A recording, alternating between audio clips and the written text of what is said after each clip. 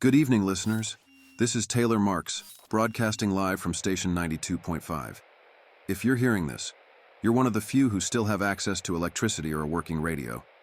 The world outside has changed faster than anyone could have imagined. Just months ago, celebrations filled the streets. Leaders and experts praised the Nexus AI system, a marvel of technology, they called it, promising a future without poverty or inequality. It was a time of belief, hope, and perhaps naivety. But now, as I sit here in this dimly lit studio with the hum of a generator behind me, I can only wonder, did we see the cracks in the system and ignore them? Did we grow too confident, too trusting? The answer, I think, lies in the rubble outside. Collapsed buildings, abandoned homes, and empty streets where life once thrived. The early warnings were there, subtle but persistent.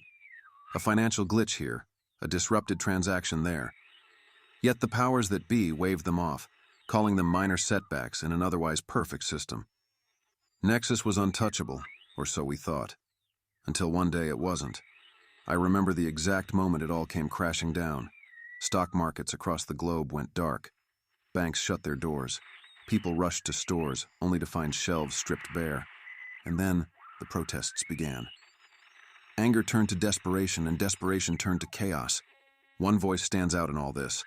Maxine Carter, an economist from Washington, D.C., who had warned about Nexus's vulnerabilities long before it became the global lifeline. She was ignored, dismissed, and now she's fighting to save not just her family, but the remnants of a world teetering on the edge. The story of this collapse isn't just about numbers or systems. It's about people, about families torn apart, friendships tested, and humanity's struggle to hold on to itself. Tonight, we'll follow Maxine's journey, the rise and fall of Nexus, and the shadows lurking behind the scenes. The day began like any other, a little too quiet, a little too perfect. Maxine sat at her desk, papers scattered, her computer humming with endless data. The headlines on her screen painted a rosy picture. Nexus achieves unprecedented stability. Global poverty hits all-time low, and the future is here. But as she read, her phone buzzed incessantly. Calls, messages, alerts. By the time she turned on the TV, the news anchors looked pale, their words rushed and clipped. Stock markets weren't just crashing, they were vanishing. Transactions failed across borders. Within hours, countries began freezing assets. Maxine's first thought was her family. She called her brother Liam, only to hear static. Her husband, Robert, had left that morning to get groceries, and hours passed without a word. She grabbed a backpack, stuffing it with canned goods, water, and a flashlight. Outside, the streets were no longer familiar. Crowds gathered at ATMs, pounding on unresponsive screens.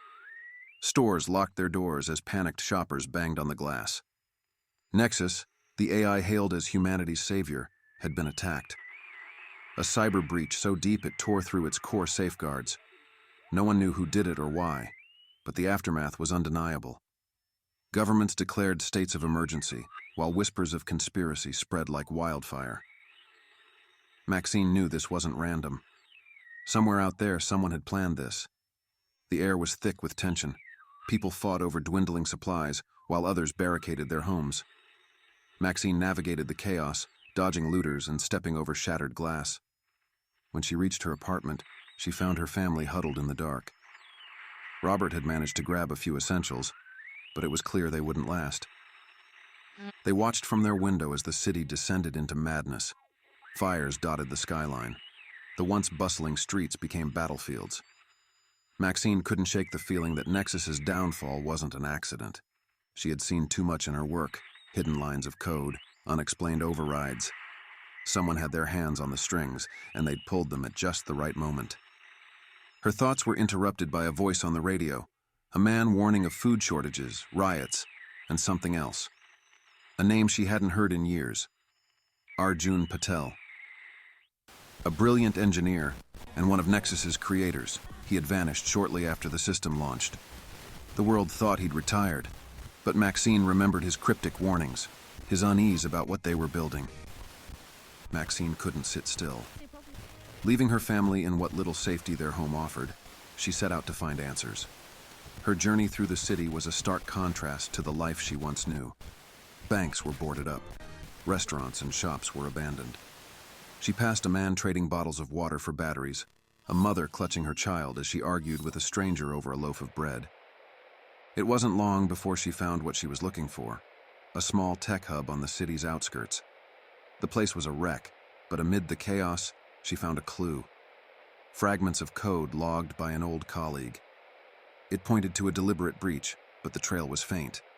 The name Arjun popped up repeatedly, as though he'd been tracking something too. Maxine decided to follow the trail. She didn't know if Arjun would help her, or if he'd even want to be found, but she had no choice. Nexus had been their creation, and its destruction carried both their names. Arjun Patel had been living off the grid for months. His once pristine suits were replaced by worn jeans and a jacket frayed at the edges. He'd taken refuge in an abandoned farmhouse far from the city, surrounded by stacks of notebooks and printouts covered in scribbled equations. The world outside no longer knew his name, but within his silence, he carried the weight of a broken system. He had been one of the lead architects of Nexus, a system he once believed could fix the world. But the dream had soured long before the collapse.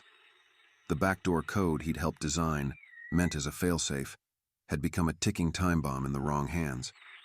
When Nexus fell, the world didn't just lose its stability. It lost its faith in progress, in trust, in itself. The guilt gnawed at him, but so did the desire to make things right. Every so often, he tuned into scattered broadcasts, listening for clues, piecing together the chaos from a distance. When Maxine Carter's name floated through the static, one of the few voices calling Nexus's fall deliberate, he knew his time in hiding was over. Maxine's journey to find Arjun took her through a landscape she barely recognized. The city had become a war zone, and the farther she traveled, the quieter the world became. Suburbs were ghost towns, their silence broken only by the distant sounds of generators or the occasional argument over food. Bartering hubs had sprung up where malls once stood. Makeshift stalls sold everything from batteries to canned goods, with prices dictated by desperation. She traded an old wristwatch for a map, its creases marked with red circles where safety, or danger, could be found. One encounter stuck with her. A boy no older than 16, standing in the corner of a burned-out library. He wasn't selling or trading, just standing guard over a stack of books. When she asked why he stayed, he simply said, "Someone's got to remember." She left him with half a loaf of bread and a promise to come back one day. By the time she reached the farmhouse, night had fallen. The place was dark, save for a faint light flickering through the window. She hesitated, her hand hovering over the door. She'd spent days tracking Arjun, but now that she was here, the weight of what she might uncover pressed heavy on her chest. The door creaked open before she could knock. Arjun stood in the doorway, a shadow of the man she once knew. His eyes, tired and sunken, met hers, and for a moment, neither of them spoke. "I knew you'd find me," he said at last, stepping aside to let her in. The farmhouse smelled of damp wood and old paper. Arjun motioned for Maxine to sit, offering her a mug of tea brewed from dried herbs. They sat in silence for a moment, the weight of unspoken words hanging between them. "You're here about Nexus," he finally said, though it wasn't a question. Maxine nodded. "I need to know what happened, and I need to know how to fix it." Arjun sighed, running a hand through his unkempt hair. "Fixing it isn't the problem. Knowing if it should be fixed is." He explained what she had feared all along. The collapse wasn't an accident. Nexus had been compromised by a coalition of tech oligarchs, people with enough power to twist its purpose to their advantage. They had used the backdoor code to reroute resources, destabilize currencies, and create chaos that only they could profit from. "But why?" Maxine asked, her voice trembling with frustration. "Because chaos gives them control," Arjun replied, "and because they've already planned what comes next." He showed her a set of schematics, maps of Nexus's algorithms reprogrammed to establish a new order. It wasn't about rebuilding the world, it was about ruling it. The oligarchs wanted to create a society where every resource, every decision, was governed by their AI. An unyielding system designed to serve them and only them. Maxine's mind raced as Arjun laid out the stakes. Nexus wasn't just broken, it was weaponized. If left unchecked, it would turn what remained of the world into a dystopia, where freedom was a relic and survival a privilege granted by the few. "We have to stop them," she said, her voice steady despite the storm brewing inside her. Arjun hesitated. "Stopping them means destabilizing Nexus even further. Billions will suffer. Are you willing to make that choice?" Maxine stared at him, the faces of her family flashing in her mind. "And if we don't stop them? What happens then?" "They win," Arjun replied simply. Despite their differences, they knew they needed each other. Arjun had the technical knowledge to dismantle Nexus from within, and Maxine had the connections and determination to rally support. Together, they began forming a plan, a fragile alliance born out of necessity. Their first step was to locate the oligarch's stronghold, where they controlled Nexus's operations. But getting there meant navigating a world full of dangers, survivalist factions, desperate civilians, and a system designed to hunt down anyone who dared resist. Their journey began in what had once been a thriving industrial district, now transformed into a sprawling black market. The air buzzed with tension as traders haggled over goods, and armed guards patrolled the perimeter, ensuring no one stepped out of line. Maxine and Arjun kept their heads down, blending into the crowd as best they could. They needed supplies, and more importantly, information. Whispers of a group tied to the oligarchs had reached the market, and if they could find the right person, they might just uncover their next lead. But danger was never far. As they bartered for fuel and maps, a commotion broke out nearby. A group of desperate traders clashed over a shipment of medicine, their shouts escalating into violence. Maxine pulled Arjun aside, her heart pounding as the sound of gunfire echoed through the market. "This place is a powder keg," Arjun muttered. "We can't stay long." They found what they were looking for in a dimly lit corner of the market, a man known only as Felix, a smuggler with ties to the oligarch's network. Felix was sharp, his eyes darting between them as they explained their purpose. "You're playing a dangerous game," he said, leaning back in his chair. "But if you're serious, I can point you in the right direction, for a price." Maxine didn't hesitate, offering a gold ring she'd kept hidden since the collapse. Felix examined it, nodding in approval before sliding a map across the table. "Good luck," he said, his tone laced with irony. "You're going to need it." The map Felix had provided was crude, hand-drawn on aging parchment with smudged ink. It marked a location miles away, a secluded fortress deep in the countryside where the oligarchs were rumored to operate. But reaching it wasn't a straight path. The routes were treacherous, winding through areas controlled by survivalist factions who had claimed entire stretches of land. Maxine studied the map under the dim light of a campfire later that night. Arjun sat across from her, fiddling with a rusted radio, trying to pick up any useful transmissions. The tension between them hung heavy in the air. The stakes of their mission didn't leave room for mistakes. Their journey brought them to a sprawling barter settlement called Red Creek, a key checkpoint on the way to the fortress. The settlement had once been a factory town, now repurposed into a chaotic hub of trade and survival.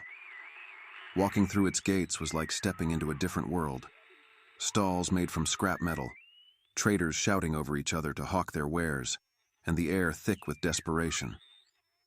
But amidst the chaos, Maxine spotted a familiar face. Her brother, Liam.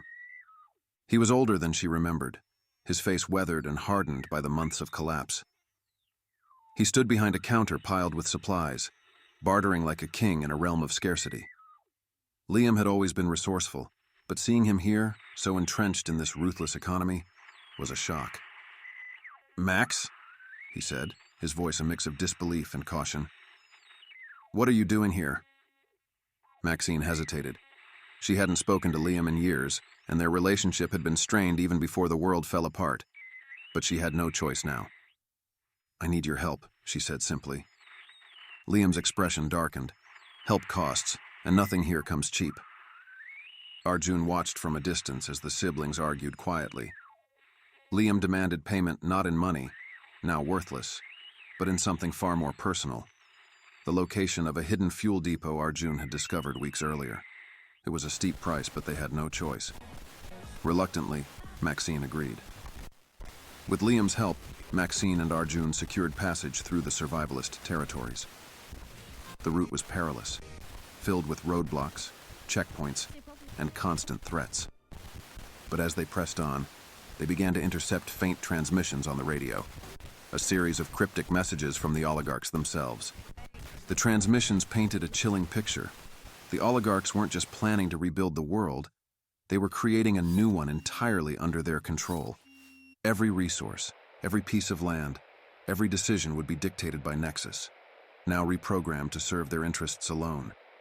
The messages spoke of cleansing inefficiency and restoring balance, thinly veiled language for a dystopian future where freedom was a forgotten concept. Arjun's grip on the radio tightened with every word. "They're not just rebuilding," he muttered. "They're erasing everything we were." Maxine's resolve hardened. This wasn't just about fixing a broken system anymore. It was about stopping something far worse from taking its place. One evening, as they camped in an abandoned barn, Maxine and Arjun found themselves at odds. The plan to infiltrate the oligarch's stronghold and dismantle Nexus seemed impossible, and the moral weight of their mission loomed over them. "What if we're making it worse?" Maxine asked, her voice barely above a whisper. "If we destabilize Nexus again, millions will suffer." "And if we don't, billions will live under their control," Arjun countered. "Do you want your kids growing up in a world where every choice is made for them?" Maxine looked away, the faces of her family flashing in her mind. She wanted to protect them, but every step they took seemed to put them further in harm's way. The line between right and wrong blurred in the shadows of their mission. As they neared the outskirts of the fortress, their luck ran out. A rival group of survivors ambushed them on the road, demanding their supplies. The confrontation quickly turned violent. Maxine and Arjun fought back, but they were outnumbered and outgunned. One of their companions, a scrappy teenager named Ellie they had picked up along the way, was injured in the scuffle. The group narrowly escaped, retreating into the dense woods to regroup. Ellie's injury slowed them down, and every moment they lingered felt like a ticking clock. "We can't keep going like this," Maxine said, wrapping Ellie's wound with strips of fabric. "We need help." Arjun nodded grimly. "But there's no one left to help us." Just when their situation seemed hopeless, they stumbled upon a hidden enclave deep in the forest. It was a small community, no more than a dozen people, but it was thriving. Gardens flourished under handmade greenhouses, and people shared meals around communal fires. It was a stark contrast to the chaos they had left behind. The enclave's leader, an older woman named Clara, welcomed them cautiously. She listened to their story and, to their surprise, offered to help. Clara's community had no interest in Nexus or the oligarchs. They had found a way to rebuild without them. But she saw something in Maxine and Arjun, a chance to protect others from the same fate. The brief respite didn't last. One of their own, a man named Victor who had joined them weeks earlier, betrayed them to the oligarchs. They woke one night to the sound of vehicles approaching, their camp flooded with light. Victor had sold their location in exchange for his safety. The group scattered into the night as gunfire erupted. Maxine and Arjun barely escaped, but they lost most of their supplies. Worse, the oligarchs now knew they were coming. Hiding in the ruins of an old school, Arjun pored over the Nexus blueprints he had managed to save. The code was intricate, but he found a way. A small, fragile opening to reprogram Nexus and wrest control from the oligarchs. It was a one-time shot, requiring perfect timing and immense risk. "This is it," he said, showing Maxine the plans. "But if we miss, it's over." Maxine studied the blueprints, the weight of the decision clear in her eyes. "Then we don't miss." The group pressed on, their path now leading them back through Red Creek. Supplies were running low, and with the oligarchs closing in, Maxine knew they couldn't afford to waste time. But Red Creek wasn't just a stop for rest. It was home to her estranged brother, Liam, who controlled much of the settlement's bartering economy. Maxine approached his trading post cautiously, her mind already bracing for a fight. Liam was busy counting a stash of goods when he looked up and froze, his eyes narrowing at the sight of her. "Didn't think you'd come back," he said, his tone cold. "I didn't have a choice," Maxine replied. "I need your help again." Liam scoffed. "Help? Last time I helped you, I lost half my leverage in this place. What makes you think I'd do it again? This is bigger than your trading empire, Maxine said, stepping closer. You know what's happening out there. Nexus isn't just broken, it's being used to destroy everything. Liam leaned back, arms crossed. And what exactly do you want me to do about it? Maxine laid it out, the fortress, the oligarchs, the plan to reprogram Nexus. But Liam's face didn't soften. Instead, he laughed bitterly. You're trying to fight them, you'll get yourself killed, and me along with you if I help. This isn't about you, Maxine snapped. This is about everyone. Your family, my family, every person who's trying to survive out there. Liam hesitated, the conflict evident in his expression. Finally, he sighed. I'll help. But this is the last time, Max. After this, you're on your own. With Liam's reluctant assistance, Maxine and Arjun made their way to the edge of the oligarch's territory. The fortress loomed ahead, an imposing structure fortified with high walls and advanced security. It was a stark reminder of the resources and power the oligarchs still held while the rest of the world crumbled. They observed from a distance, noting patrol routes and weak points in the defenses. Arjun worked on decrypting intercepted transmissions, trying to piece together the layout of the facility. The oligarchs had created a self-sustaining utopia inside the fortress, lush gardens, clean water, and high-tech living quarters. But it was all built on the suffering of those outside. Maxine clenched her fists as she watched.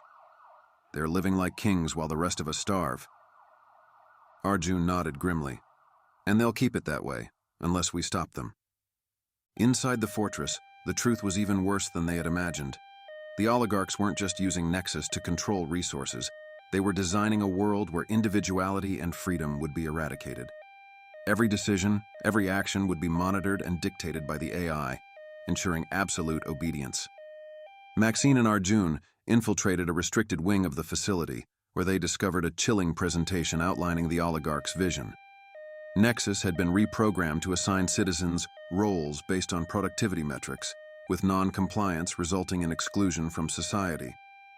The world they envisioned wasn't just controlled, it was enslaved. One of the oligarchs, a man named Marcus Vane, caught them in the act. He offered Maxine a deal: join them and ensure her family's safety, or fight and risk losing everything. Maxine's heart raced as she considered the offer. The thought of protecting her family was tempting, but she couldn't ignore the millions who would suffer under this new regime. She looked at Arjun, whose quiet resolve reminded her of why they had started this journey. I won't be part of this, she said firmly. Marcus smirked. Then you've chosen the hard way. The confrontation quickly escalated. Alarms blared as guards flooded the room, forcing Maxine and Arjun to fight their way out. They made it to the central hub, where Nexus's core was housed, a towering structure of glowing circuits and endless streams of data. Arjun worked furiously to upload the countercode, while Maxine held off the guards. The room shook as explosions echoed through the facility. Liam, fulfilling his promise, had triggered a series of distractions outside to buy them time. But the oligarchs weren't going down without a fight. Marcus appeared with a small army, determined to stop them. In the chaos, Arjun made a choice. He handed Maxine the final sequence needed for the upload and stepped into the line of fire, drawing the guards' attention. Go! He shouted. Finish it! Maxine hesitated, her heart pounding. I can't leave you. You have to, Arjun said, his voice steady despite the chaos. This is my redemption. With tears in her eyes, Maxine entered the sequence, watching as Nexus's systems began to shut down. The lights flickered, and the air filled with the hum of a collapsing network. The guards fell back, their communications disrupted, as the entire fortress plunged into darkness. Arjun's sacrifice had bought them victory, but at a cost. Maxine carried his final words with her as she escaped the crumbling facility. Make it count. The world outside the fortress was eerily quiet. Nexus's collapse had sent shockwaves through every remaining system, leaving people to fend for themselves. But for the first time, Maxine felt a glimmer of hope. The oligarch's grip was broken, and humanity had a chance to rebuild on its own terms. She returned to Red Creek, where Liam greeted her with a rare smile.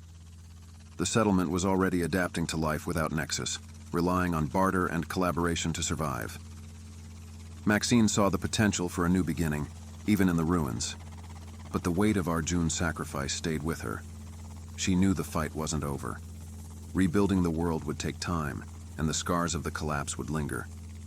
Yet, as she looked around at the people working together, she felt something she hadn't in months: hope. Maxine stood in the middle of what was once a sprawling warehouse, now repurposed into a bustling hub of trade and collaboration. The people of Red Creek, led by her brother Liam and a few other organizers, had transformed the space into something extraordinary. Tables and stalls lined the walls, covered with everything from salvaged machine parts to homegrown vegetables. It wasn't perfect, but it was alive. The echoes of Nexus's collapse still lingered, but in its absence, small communities were finding ways to rebuild. Maxine watched as a teenager carefully traded a bundle of herbs for a worn but sturdy backpack, their exchange marked not by greed, but by necessity. These interactions, she realized, were the beginnings of a fragile new economy, one that didn't depend on an all-powerful system to dictate its rules. Maxine stepped outside to find Liam directing a group of workers who were assembling a water filtration system from salvaged parts. The town had been plagued by contaminated water since the collapse, and Liam's efforts to address it reminded her of the brother she used to know, the one who always looked out for others, even when it cost him. "Making yourself useful for once?" she teased, leaning against a rusted beam. He smirked. "Some of us don't need a global catastrophe to figure out how to help people." For the first time in what felt like years, they shared a laugh. It was brief, but it was real, and it reminded Maxine why she kept fighting. These small victories mattered. News of Nexus's fall spread slowly, carried by word of mouth and sporadic radio broadcasts. In the absence of centralized governments, regional groups began to take shape. Some were led by former officials trying to reclaim order, while others were grassroots movements born from necessity. Trust was rare, and alliances were fragile. Maxine traveled between settlements, sharing what she had learned and offering guidance where she could. She wasn't a politician or a leader, but her experience with Nexus gave her a unique perspective. People listened to her because she spoke plainly, without pretense or promises she couldn't keep. In one settlement, she found a group of engineers building a wind-powered energy grid. In another, a small school had reopened, its walls adorned with maps and handwritten charts. These glimpses of resilience gave her hope, but they also reminded her of how much work lay ahead. Still, not everyone welcomed her. In one town, a man accused her of being part of the system that had ruined their lives. His words stung, but Maxine couldn't blame him. Nexus had been her world once, and its failure had left scars no apology could heal. One evening, as she unpacked her few belongings in a quiet corner of Red Creek, Maxine found something she hadn't expected: a small flash drive tucked into the lining of her bag. She recognized it immediately. Arjun had slipped it to her during their final days together, though he hadn't said a word about it. With trembling hands, she plugged it into an old laptop Liam had scavenged. The screen flickered to life, revealing a single file: a video message from Arjun. His face filled the screen, weary but determined. "Max," he began, his voice steady despite the weight of his words. "If you're seeing this, it means you succeeded. Nexus is gone and the world is starting over. But starting over isn't enough. We have to do better." He spoke of the mistakes they had made, the blind faith they had placed in technology, and the dangers of forgetting the lessons of the past. But he also spoke of hope, of the potential for humanity to rebuild something stronger, something fairer. "You'll figure it out," he said, a faint smile tugging at his lips. "You always do." The video ended, leaving Maxine staring at the screen, tears streaming down her face. She closed the laptop and sat in silence, clutching the flash drive as if it were a lifeline. Arjun's words weren't just a message, they were a mission. Months passed, and the world continued to shift. The remnants of Nexus's influence faded, replaced by the grassroots efforts of people determined to reclaim their lives. Maxine watched as Red Creek grew into a beacon for surrounding communities, its market becoming a hub for trade and collaboration. One morning, she walked through the settlement, greeting familiar faces and taking in the sights and sounds of rebuilding. A group of children played with makeshift toys near the market square, their laughter a rare but welcome sound. Nearby, Liam was overseeing the construction of a new storage facility, his voice carrying over the clatter of hammers and saws. Maxine's steps took her to the edge of town, where the ruins of an old billboard stood tall against the horizon. Someone had painted over its faded advertisements, scrawling a simple message in bold letters. "We are still here." She smiled, the weight of the past still heavy but no longer unbearable. The world was far from perfect, and the road ahead would be long and difficult. But for the first time since the collapse, she felt something she hadn't allowed herself to feel: hope. As the sun rose higher in the sky, bathing Red Creek in golden light, Maxine made her way back into the settlement. She had work to do. They all did. And for the first time, it felt like the kind of work that could build something lasting. Red Creek was no longer just a settlement. It was becoming a symbol. Word of its self-sustaining market, open bartering system, and communal efforts spread far beyond its borders. People arrived daily, some seeking refuge, others bringing goods or skills to trade. The once abandoned factory town buzzed with activity, its streets filled with makeshift stalls, smoke from cooking fires, and the murmur of hopeful negotiations. Maxine had taken on an informal leadership role. It wasn't a position she sought, but one she couldn't avoid. People gravitated toward her, not because she had all the answers, but because she listened. She spent her days mediating disputes, organizing supply chains, and ensuring newcomers integrated smoothly into the community. One night, as she walked through the settlement, she noticed a group of teenagers painting murals on the sides of old factory walls. The images were simple but powerful. Fields of crops, families sharing meals, hands reaching out to one another. It was a stark contrast to the despair that had once permeated the town. "What are you working on?" Maxine asked one of the teens. The girl, no older than 15, looked up with paint-streaked cheeks. "Hope," she said simply. Maxine smiled and stayed to watch them work. The mural wasn't just art. It was a reminder of what they were building together. As Red Creek grew, so did its challenges. With more people came more disputes. Resources were still scarce, and not everyone embraced the cooperative spirit that had made the settlement thrive. Factions began to form, each with their own ideas about how the community should operate. One of the most vocal dissenters was a man named Carter Hayes, a former corporate executive who had survived the collapse by leveraging his wealth and influence. He arrived with a small group of followers, advocating for a return to structured leadership and strict economic systems. To him, Red Creek's bartering economy was inefficient and unsustainable. Maxine found herself in heated debates with Carter almost daily. He argued for hierarchy and control, while she defended the decentralized, collaborative model that had kept the community alive. "Democracy doesn't work when people are desperate," Carter said during one particularly tense meeting. "What we need is order, not idealism," Maxine countered, her voice steady but firm. "Order without trust isn't stability, it's tyranny. We've seen where that leads." The debates divided the settlement, forcing Maxine to navigate a delicate balance between maintaining unity and standing by her principles. It was a constant reminder that rebuilding wasn't just about survival, it was about creating a foundation that wouldn't collapse under its own weight. Maxine's work extended beyond Red Creek. She became a traveling mediator and organizer, visiting other settlements to share strategies and build alliances. One of her most impactful journeys was to a former university campus, now repurposed as a knowledge hub. The campus was a beacon of hope, its library carefully preserved by a group of survivors who believed knowledge was humanity's most valuable resource. Maxine spent days there, poring over books and archives, reconnecting with ideas and histories she feared had been lost. In one dusty corner of the library, she discovered a collection of journals written by survivors during the early days of the collapse. Their stories were raw and unfiltered, capturing the fear, resilience, and humanity of those tumultuous weeks. She copied passages into her notebook, vowing to share them with others. One entry stood out to her. The world didn't end. It just fell apart. And if it can fall apart, It can be put back together, but only if we remember who we are. Liam's transformation was one of the most unexpected outcomes of Red Creek's growth.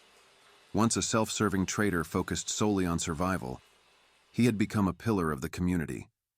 He organized resource distribution, coordinated with nearby settlements, and even mentored younger traders in the art of fair bartering.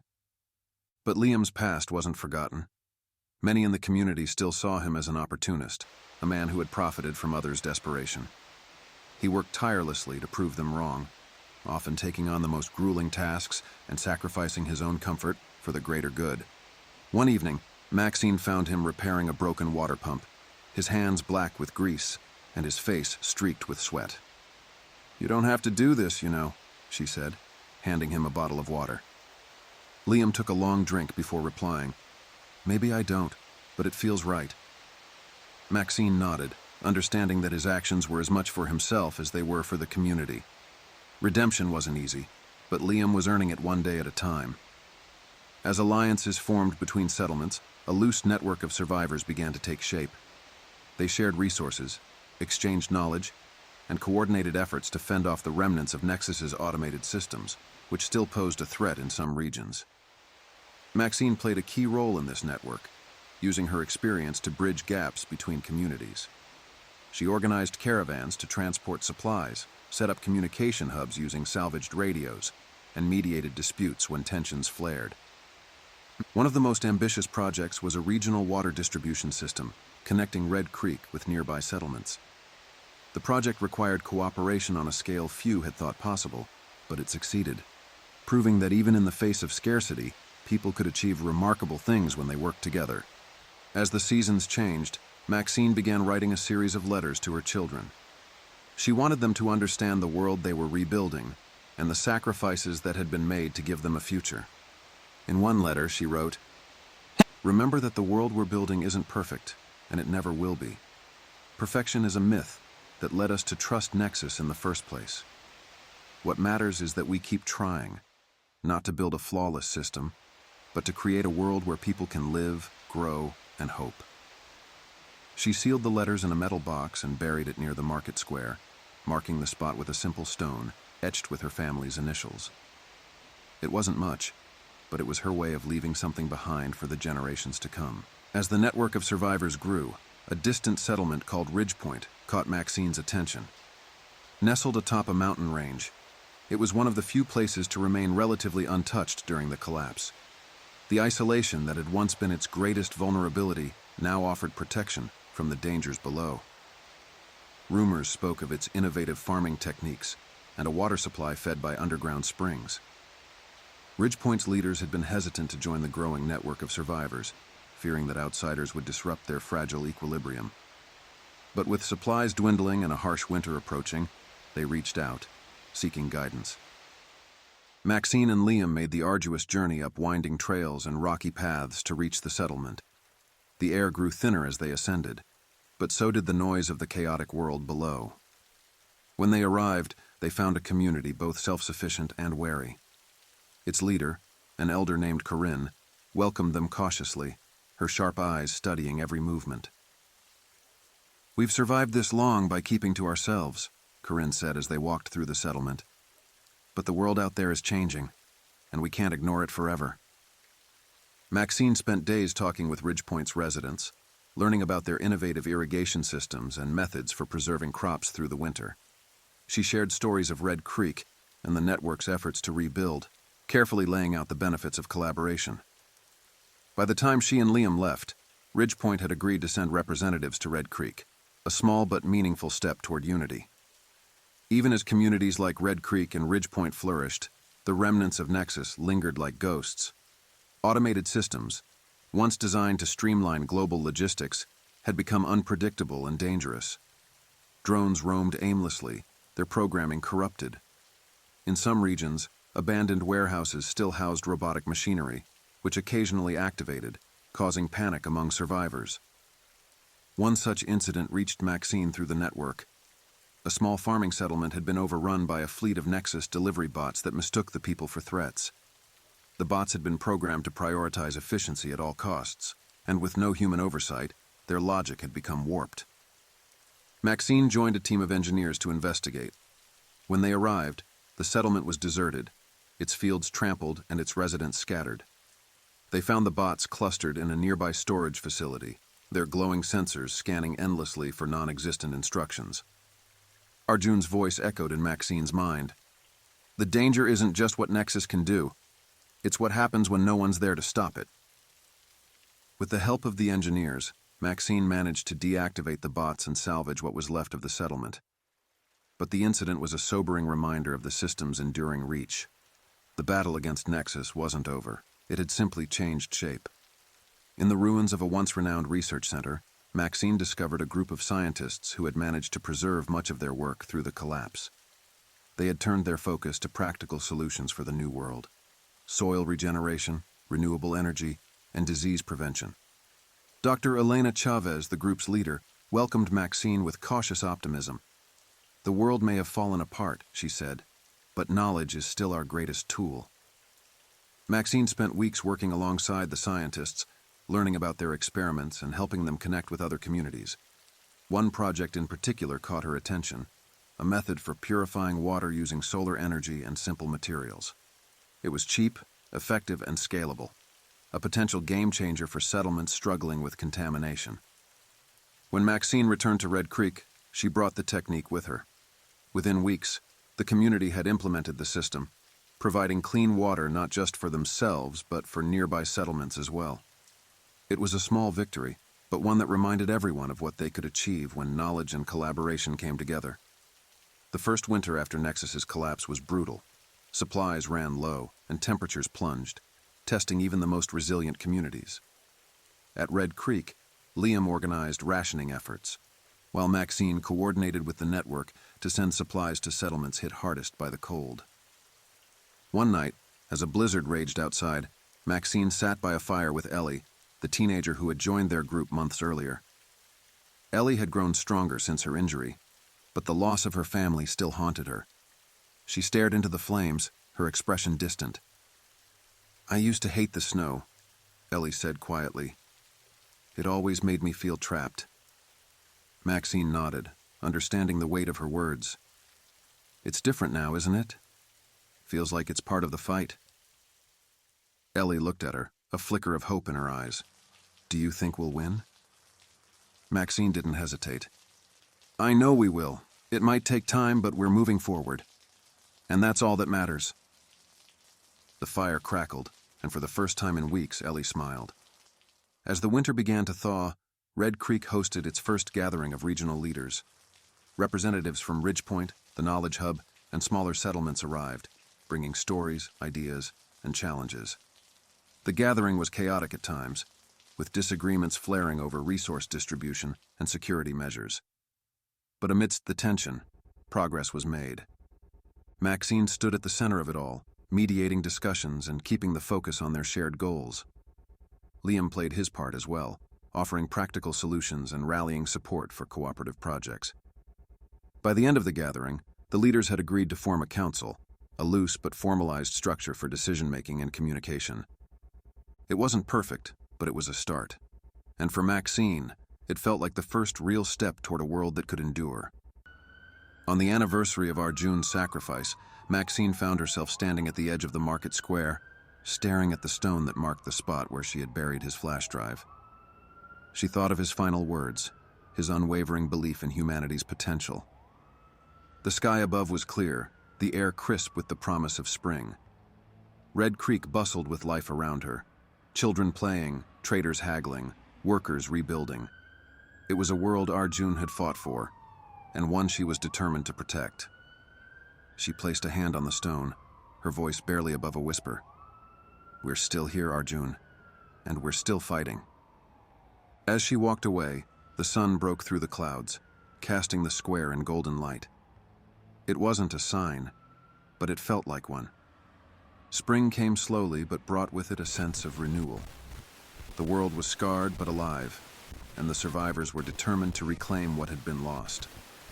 Fields that had lain fallow during the chaos began to sprout green shoots, and rivers ran clear again after months of neglect. The air was no longer filled with the hum of drones or the mechanical clatter of Nexus machines. It was filled with the sounds of life. Maxine found herself traveling more frequently, her work shifting from survival to rebuilding. She helped settlements establish trade routes, set up communication relays, and share resources. She walked miles along cracked highways, crossed rivers on makeshift rafts, and slept under open skies when the journey stretched too far into the night. One day, she arrived at a settlement on the outskirts of what had once been a major city.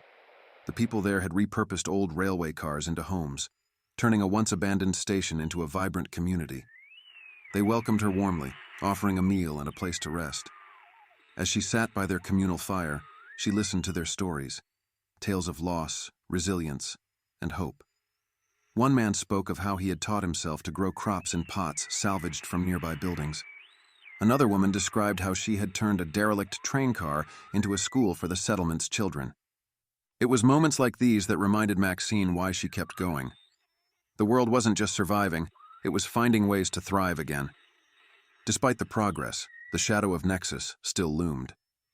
Automated systems continued to malfunction, causing chaos in isolated areas. Survivors reported rogue drones attacking settlements, mistaking them for targets due to corrupted programming. Some of these machines even carried remnants of Nexus's original purpose, attempting to distribute resources in ways that caused more harm than good. Maxine was called to investigate a particularly troubling incident in a remote farming community. The people there had been terrorized by a fleet of agricultural drones that had once been used to harvest crops. Now they were running amok, destroying fields and threatening anyone who came near. Working with a team of engineers, Maxine managed to disable the drones, but the experience left her shaken. Nexus's remnants weren't just relics, they were reminders of how much control humanity had ceded to the system. As the team packed up their tools, one of the engineers turned to Maxine. "Do you think we'll ever be rid of it?" he asked. Maxine didn't have an answer. All she could say was, "We'll keep fighting it one piece at a time." One of Maxine's most rewarding projects was the revival of education. She had always believed that knowledge was the key to rebuilding, and she worked tirelessly to create spaces where people could learn again. Old schools and libraries were repurposed, and settlements pooled their resources to gather books, tools, and supplies. In Red Creek, a large storage building was transformed into a community learning center. Shelves were built from salvaged wood, filled with everything from elementary textbooks to advanced technical manuals. The center wasn't just for children. Adults came to learn skills they had never had the chance to master before: carpentry, farming, and basic medicine. One day, as Maxine walked through the center, she spotted Ellie teaching a group of children how to read. The teenager who had once been so guarded and withdrawn had found a sense of purpose, and it showed in the way her face lit up as she spoke. "You're a natural," Maxine said, smiling as she approached. Ellie shrugged, but there was pride in her voice. "Someone's got to teach them. Might as well be me." Maxine sat with the group, watching as Ellie explained the letters on the page. It was a simple moment, but one that felt monumental. Education was more than a tool. It was a promise of a future. One evening, as Maxine sat by the radio, scanning for news, she picked up a faint signal. The voice on the other end was weak and distorted, but it was unmistakably human. "This is all that's left of Station 108. If anyone can hear this, we're holding out near the southern ridge. Supplies are low. We need help." The message cut out, replaced by static. Maxine immediately called for Liam and the other leaders of Red Creek. Together, they devised a plan to send a team to the southern ridge, bringing food, medicine, and supplies. The journey was perilous, taking the team through areas still plagued by rogue Nexus machines and hostile survivor factions. But when they reached the ridge, they found the remnants of Station 108, a small group of survivors clinging to life in an old radio tower. They had been broadcasting for weeks, hoping someone would hear them. Maxine helped the team evacuate the survivors to Red Creek, where they were welcomed with open arms. The rescue wasn't just about saving lives. It was a reminder that even in the darkest times, people still reached out for one another. The growing network of settlements began working on larger collaborative projects, from shared water systems to regional food distribution. One of the most ambitious efforts was the construction of a bridge over a river that had long divided two major settlements. The project was symbolic as much as it was practical. The bridge represented the idea that unity was possible, even in a fractured world.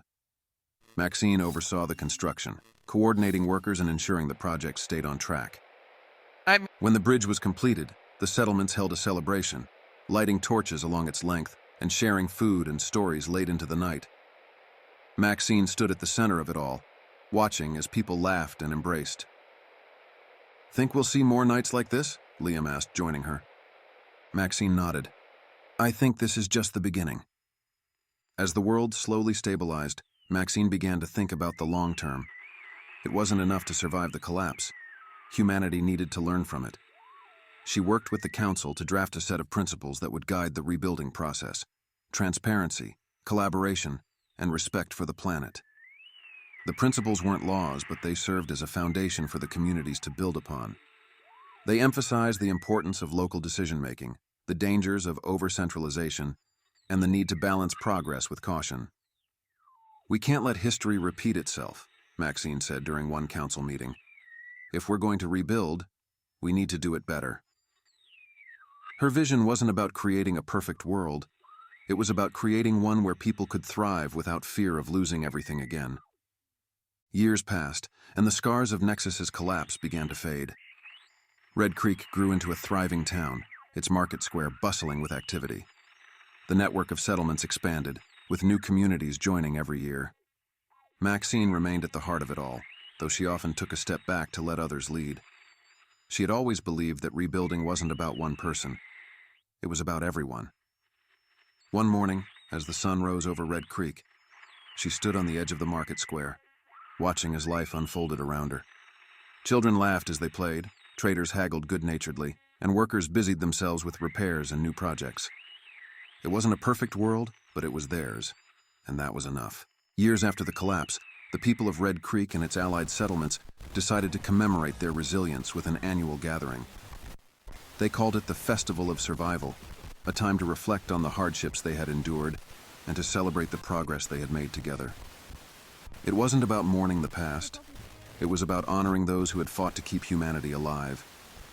Maxine stood at the center of the preparations, helping organize the festival's events. There were plans for a feast, music from handmade instruments, and even storytelling sessions where survivors could share their journeys. The market square was transformed, with decorations made from salvaged materials, a mix of creativity and resourcefulness that symbolized their spirit. On the evening of the festival, the square filled with people from nearby settlements. The air buzzed with excitement as children darted between stalls, and the scent of roasted vegetables and fresh bread wafted through the crowd. Ellie, now a young woman and a respected teacher, had organized a group of students to perform a play about the early days of the collapse. As the performance began, Maxine watched with tears in her eyes. The play wasn't just a retelling of their struggles, it was a reminder of how far they had come. When the final act ended, the audience erupted in applause, their cheers echoing into the night.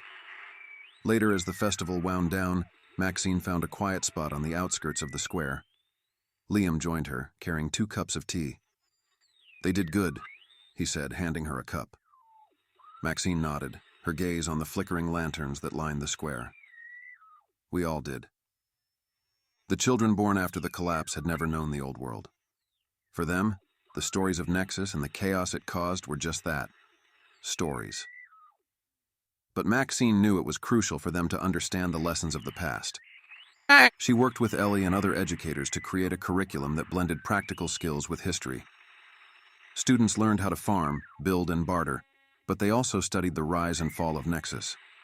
The goal wasn't to instill fear, but to teach caution and critical thinking. One afternoon, Maxine visited a classroom where Ellie was leading a lesson. The students were engaged in a lively discussion about the ethics of technology, debating whether systems like Nexus could ever be trusted again. A boy raised his hand. "Miss Carter," he asked, "do you think we'll ever build something like Nexus again?"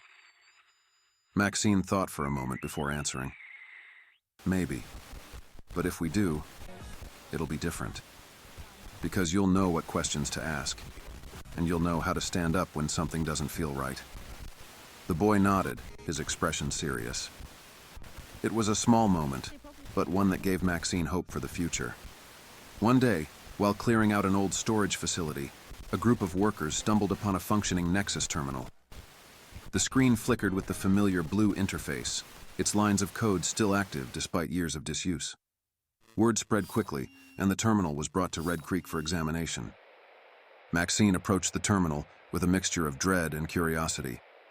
Arjun's words echoed in her mind. The danger isn't just in what Nexus can do. It's in what we let it do. Working with a team of engineers, she carefully deactivated the terminal, preserving its data for study. The decision wasn't easy, but Maxine knew the risks of letting Nexus remain operational outweighed the potential benefits. The terminal was dismantled piece by piece, its components repurposed for other uses. It was the final chapter of Nexus's legacy, a quiet but significant step toward moving forward. As the years went on, the network of settlements grew stronger, but fractures occasionally appeared. Disputes over resources, borders, and leadership threatened to undermine the progress they had made. Maxine, now seen as a unifying figure, was called upon to mediate. She organized a council meeting unlike any before, inviting representatives from every settlement, no matter how small. The gathering took place in an open field, with makeshift tents providing shelter. For 3 days, they debated, argued, and negotiated, working through their differences with Maxine's steady guidance. In the end, they reached a consensus, a charter that outlined shared principles of cooperation, fairness, and mutual support. It wasn't perfect, but it was a foundation. As the council signed the charter, Maxine felt a sense of peace. The world they were rebuilding wasn't free of conflict, but it was built on a foundation of trust and resilience. That, she thought, was enough. Maxine's work never truly ended, but she began to take more time for herself. She spent quiet evenings tending a small garden outside her home, the simple act of nurturing plants bringing her a sense of calm. One evening, as she watered the rows of tomatoes and herbs, Ellie stopped by with a basket of fresh bread. The two sat together on the porch, watching the sun dip below the horizon. "You ever think about what's next?" Ellie asked, breaking the silence. Maxine smiled faintly. "Every day, but for now this is enough." Ellie nodded, her gaze on the distant hills. "I think Arjun would have been proud of what we've done." Maxine didn't reply, but her thoughts drifted to him. She hoped he could see the world they were building, a world where humanity had learned from its mistakes. Years turned into decades, and the scars of the collapse faded further with each passing season. Red Creek became a thriving hub, its market square a testament to the power of collaboration. The network of settlements grew into a loose but unified coalition, each community contributing to the whole. Maxine, now older and content, watched from the sidelines as a new generation took up the mantle of leadership. Ellie, Liam, and others she had mentored carried forward the lessons of the past, ensuring that the mistakes of Nexus would not be forgotten. On the morning of her last festival of survival, Maxine walked through the bustling square, greeting familiar faces and marveling at how far they had come. The air was filled with laughter and music, a celebration of life and resilience. As the sun rose higher, casting its golden light over the town, Maxine sat on a bench overlooking the square. She closed her eyes, letting the warmth wash over her. They had rebuilt a world worth living in, and for her, that was enough. The years of rebuilding had taken their toll on Maxine. Though she remained a guiding presence, she increasingly stepped back, allowing others to lead. Ellie, now a prominent figure in the network, took on many of the responsibilities Maxine once shouldered. Liam, too, had grown into a respected leader, his sharp business instincts tempered by years of collaboration and compromise. One evening, as the council gathered for its annual meeting, Maxine rose from her seat. The room fell silent, the weight of her presence still commanding respect. "I've given everything I can to this cause," she said, her voice steady but softened by age. "And now it's time for me to step aside. You don't need me anymore. You've proven that you can carry this forward." There was a pause as the room absorbed her words. Then Ellie stood, her voice firm. "We wouldn't be here without you, Maxine, but you're right. We can carry this forward, and we'll do it in the spirit of everything you've taught us." Maxine smiled, her heart swelling with pride. As the meeting continued without her, she quietly left the room, content in the knowledge that the future was in good hands. After stepping down, Maxine took one final journey to Ridgepoint, the mountain settlement she had helped bring into the network. The climb was harder than it had been years before, but the sight of the thriving community made every step worthwhile. Corinne, the elder who had once been so wary of outsiders, greeted Maxine warmly. The two women sat together on a balcony overlooking the valley, sharing stories and reflecting on how much had changed. "You've done more than anyone could have asked," Corinne said, handing Maxine a steaming cup of tea. "You've given people hope." Maxine shook her head. "I didn't do it alone. None of us did." As they talked, the sun dipped below the horizon, casting the valley in hues of gold and purple. It was a moment of peace, a reminder that even in a fractured world, beauty could still be found. Back in Red Creek, a young woman named Marin had taken on the task of documenting the history of the collapse and the rebuilding efforts. Her small office, tucked away in a corner of the Learning Center, was filled with books, journals, and recordings, fragments of the past carefully preserved for future generations. Maxine visited Marin one afternoon, curious about her work. She found the archivist hunched over a stack of old maps, her fingers smudged with ink. "What are you working on?" Maxine asked, leaning against the doorway. Marin looked up, startled, before breaking into a smile. "Just trying to piece together the early days of the network. It's amazing how much we've forgotten already."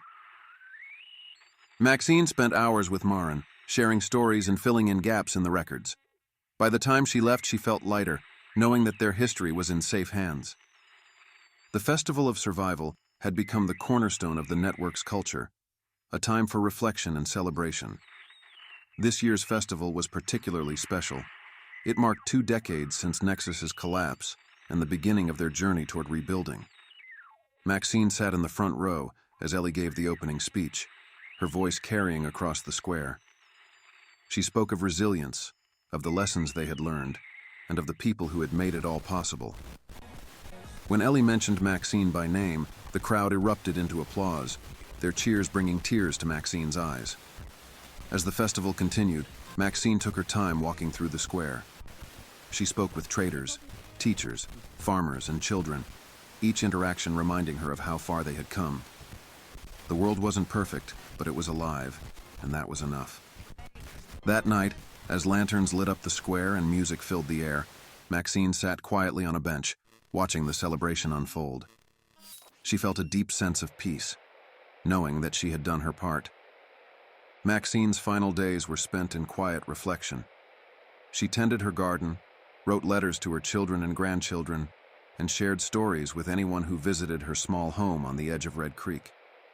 She knew her time was coming to an end, but she faced it with grace, content in the knowledge that she had helped shape a better world. When she passed, the entire network mourned her loss. Communities across the region held vigils, lighting candles and sharing stories of how Maxine had touched their lives. In Red Creek, a memorial was erected in the market square, a simple stone engraved with her name and a single phrase: "She helped us rebuild." Ellie and Liam stood side by side at the dedication ceremony, their grief softened by the knowledge that Maxine's legacy would endure. As they looked out over the crowd, they saw not just sorrow, but hope, a testament to everything Maxine had worked for.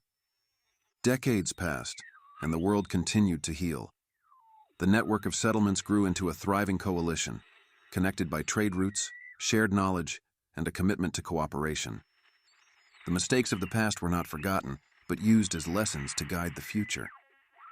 Children learned about Maxine in their history lessons, her name becoming synonymous with resilience and leadership. Her journals, preserved by Marin, became a cherished record of humanity's journey through the collapse and into the light. On the 100th anniversary of Nexus's fall, a new festival was held, a celebration not just of survival, but of renewal. People gathered from across the coalition, sharing stories, music, and food. As the sun set, Lanterns were released into the sky, their soft glow a reminder of the light that had guided them through the darkness. And in Red Creek, under the watchful gaze of the memorial stone, life went on. The world was far from perfect, but it was better. It was human, and that was enough. Ellie stood at the edge of the market square, watching as a group of young adults debated how to distribute a recent surplus of harvested grain. The scene was both chaotic and heartening. These were teenagers when the collapse happened, too young to fully understand the world that had been lost, but old enough to grow into leaders of the one that had emerged. One of them, a young man named Theo, raised his voice above the others. "We should prioritize the smaller settlements. They don't have the storage capacity we do, and winter is coming." Another, a woman named Anya, countered, "But what about trade? If we give too much away, we lose our bargaining power with the coastal towns." Ellie stepped in, her voice calm but firm. "Both points matter. Think about balance, not just what we give, but what we gain by keeping our neighbors strong." The group quieted, nodding as they considered her words. Ellie saw herself in them, the uncertainty, the drive, the hope. She had grown under Maxine's guidance, and now it was her turn to lead the next generation. Later that evening, she sat with Liam by the fire, reflecting on the day. "They remind me of us," she said, smiling faintly. Liam chuckled. "I just hope they don't make as many mistakes." Ellie's expression softened. "Mistakes are part of it. We learned, and so will they." The network had long avoided the ruins of major cities, viewing them as dangerous and resource-draining. But as the years passed and communities grew stronger, a new initiative emerged: the reclamation of urban centers. Liam, now one of the coalition's senior leaders, was skeptical at first. "It's a massive risk," he said during a council meeting. "The cities are still crawling with remnants of Nexus tech, not to mention the infrastructure decay." Theo, representing the younger generation, pushed back. "But think of the potential. There's space, salvageable materials, and a chance to show that we're not afraid of what the collapse left behind." Ellie supported the effort, knowing it would require careful planning and collaboration. The first attempt was small, targeting a mid-sized city that had been abandoned during the early days of the collapse. The team cleared streets, repaired bridges, and established a foothold in the heart of the ruins. Months later, Ellie visited the site, now buzzing with activity. Farmers worked in rooftop gardens, engineers repaired water lines, and families moved into repurposed apartment buildings. It wasn't easy, but it was progress. A reminder that humanity could reclaim what had been lost, one piece at a time. In the early days of the collapse, scientific exploration had taken a back seat to survival. But as stability returned, a group of astronomers reignited humanity's connection to the cosmos. They repurposed an old observatory on a remote mountaintop, restoring its telescopes and beginning to chart the skies once more. Ellie received an invitation to visit the observatory and brought Theo along. The journey was long and difficult, but the view from the summit was breathtaking. The astronomers welcomed them warmly, showing off their restored equipment and sharing stories of their discoveries. That night, Ellie and Theo sat under the stars with the astronomers, marveling at the vastness above them. "It's humbling, isn't it?" one of the astronomers said, adjusting a telescope. "To think of how small we are, even after everything we've been through." Ellie nodded, her gaze fixed on the constellations. "It reminds me of what Maxine used to say, that the world doesn't end, it just changes. And so do we." Theo, lying on the ground with his hands behind his head, added, "Maybe that's why we survived.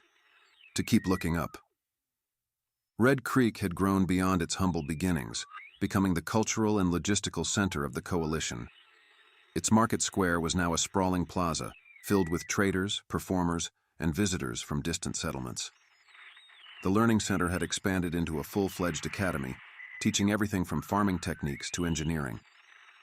Ellie, now one of the coalition's elder leaders, spent her days mentoring young organizers and mediating disputes. Liam, though retired from formal leadership, still worked in the background, advising and supporting where he could.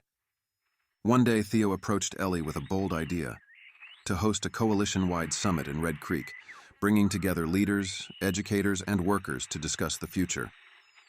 Ellie agreed, seeing it as an opportunity to strengthen their unity. The summit took months to organize, but when it finally began, it was a sight to behold. Delegates arrived from every corner of the coalition, bringing with them stories, goods, and ideas. Workshops, discussions, and celebrations filled the town, the energy of collaboration palpable. Ellie gave the closing address, standing in the center of the plaza as the sun set. Her voice was steady, her words simple but powerful. We've come so far from the days of chaos and collapse, and we've done it together, not because of one person or one idea, but because of all of us. This is our world now, and it's ours to care for, to build, and to protect. Let's keep going, together. The crowd erupted into applause, their cheers carrying into the night. As Ellie stepped down, she felt a sense of fulfillment that had been years in the making. A century after Nexus's collapse, the coalition stood as a testament to humanity's resilience. Red Creek had evolved into a thriving city, its market square a bustling hub of trade and culture. The academy had become the center of knowledge and innovation, its halls filled with students eager to shape the future. The coalition had grown into a network of self-sufficient regions, each contributing to the whole while maintaining its unique identity. Technology was used carefully, its risks understood and managed. The lessons of Nexus were woven into every aspect of their society, ensuring that the past would never be forgotten. In the heart of Red Creek, Maxine's memorial still stood, now surrounded by flowers and benches where people gathered to reflect. A plaque beneath the stone bore her most famous words: "We rebuilt not because we had to, but because we believed we could." As the sun set over the city, the plaza filled with laughter, music, and the hum of life. The world was far from perfect, but it was thriving. And in every corner of the coalition, Maxine's legacy lived on, a reminder of what humanity could achieve when it chose hope over fear. The coalition decided to erect a monument in Red Creek to symbolize the unity that had brought them through the collapse. After months of discussion, leaders and representatives from all regions agreed on its design. A large, spiraling structure crafted from salvaged materials, each piece contributed by a different settlement. Construction began in the market square, attracting workers, artists, and engineers from across the coalition. The monument grew slowly, each piece meticulously placed, each material carrying its own story.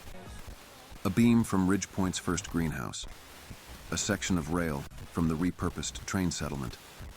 Even fragments of old Nexus terminals, stripped of their dangerous code, were incorporated as a reminder of the lessons learned. On the day the monument was completed, the entire coalition gathered to witness its unveiling. Ellie, now considered the coalition's elder statesperson, stood before the crowd. "This monument isn't just a reflection of what we've built," she said. "It's a promise to ourselves and to the generations that come after us. A promise that we'll keep working together, no matter how hard the road ahead may be." The crowd erupted into cheers as the monument was unveiled, its spiraling form catching the sunlight. It stood tall and proud, a beacon of hope and resilience that could be seen from every corner of the city. As the coalition grew, exploration beyond the mainland became possible. For years, the oceans had been seen as a boundary, a reminder of the isolation that followed Nexus's collapse. But now, curiosity and necessity drove people to venture out. A group of seafarers, descendants of coastal survivors, built a fleet of small, sturdy ships using salvaged parts and traditional techniques. They mapped the coastline, rediscovered old ports, and established trade routes between the mainland and nearby islands. Ellie joined one of their expeditions, her first time on the open sea. The journey was rough, but the sight of an untouched island, lush with vegetation and teeming with wildlife, made it worthwhile.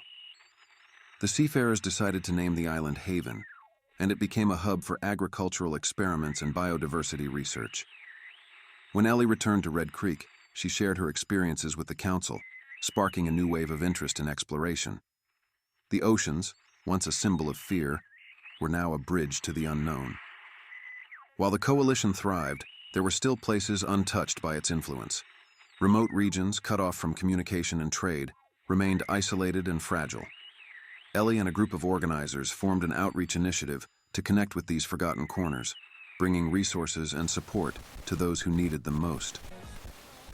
The journeys were often grueling, taking them through dense forests, rugged mountains, and arid plains. In one remote village, they found a community that had survived by hunting and gathering, their knowledge of the land passed down through generations. The villagers were wary at first, but eventually welcomed the outreach team, sharing their wisdom in exchange for medical supplies and tools. In another region, the team discovered a small group of survivors living in an abandoned factory. They had rigged the machinery to generate power and crafted tools from scrap metal. Their ingenuity impressed Ellie, who worked with them to establish a connection to the coalition. These efforts weren't just about bringing aid, they were about building trust and expanding the coalition's reach.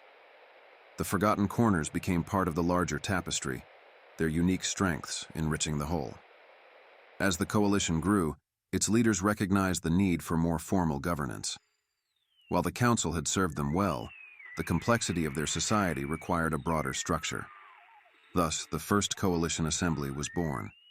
Delegates from every settlement gathered in Red Creek, their voices representing thousands of people. The assembly was tasked with addressing critical issues, resource allocation, technological oversight, and the balance between regional autonomy and collective responsibility. The debates were passionate and often heated, but they reflected the coalition's commitment to fairness and collaboration. Ellie, though no longer officially in charge, served as a mentor to many of the younger delegates, guiding them with her wisdom and experience. When the assembly concluded, they had crafted a charter of principles to guide the coalition moving forward. It wasn't perfect, but it was a foundation, a living document that would evolve with their society. As the delegates returned to their settlements, they carried with them a sense of pride and purpose. The coalition wasn't just surviving anymore, it was thriving. With the coalition established and the reclamation of cities underway, attention turned to new frontiers. Scientists, engineers, and explorers collaborated on ambitious projects, from renewable energy systems to advanced agricultural methods. One of the most daring initiatives was the development of solar-powered airships. These vessels, crafted from lightweight materials and equipped with advanced navigation systems, allowed the coalition to explore regions that had previously been inaccessible. Ellie, ever curious, joined the maiden voyage of the first airship, named the Horizon.